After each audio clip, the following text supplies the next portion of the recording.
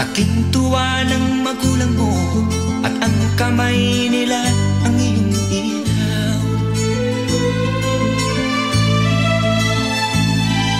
At ang nanay at tatay mo'y di malaman ang gagawin, minamasdan pati pagtulog mo.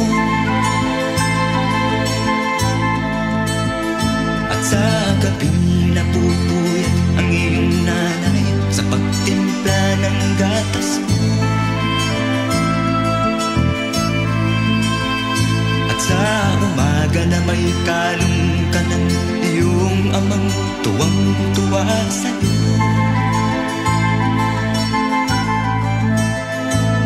Ngayon nga ay malaki ka na, ang nais mo'y maging malaya.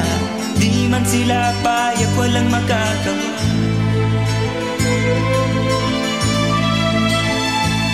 Ikaw nga ay biglang nagbago, naging matigas ang iyong ulo, at ang payo nila'y sinuway mo.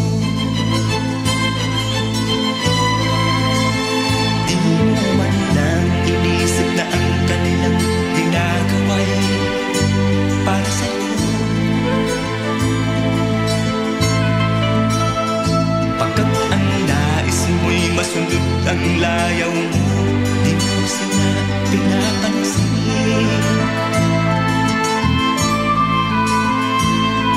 Nagdaan pang mga araw at ang landas mo'y naligaw. Ikaw ay nalulung sa masamang bisyo.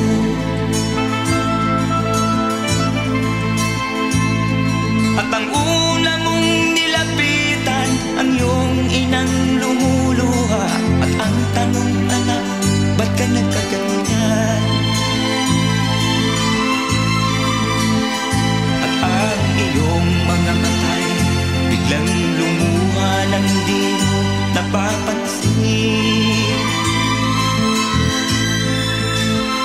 Pagsisisiyang sa isip mo, nalaman mo ika'y nagkamali. Pagsisisiyang sa isip mo, nalaman mo ika'y nagkamali.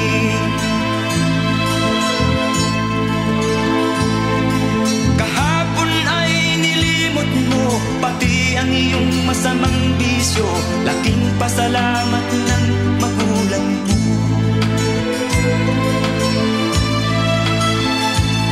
Ikaw nga ay tuluyang nagbago, natagpuan ang sarili, galaw ng isip mo matuwid na.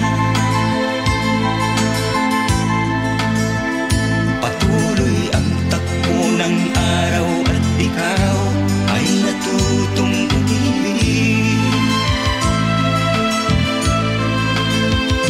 Hindi naglaon at ipinasya mo, lumagay ka na sa tahimik. Pagkabinata mo'y natapos na, malapit ka nang maging ama, kaya lalong nagsikap ng gusto.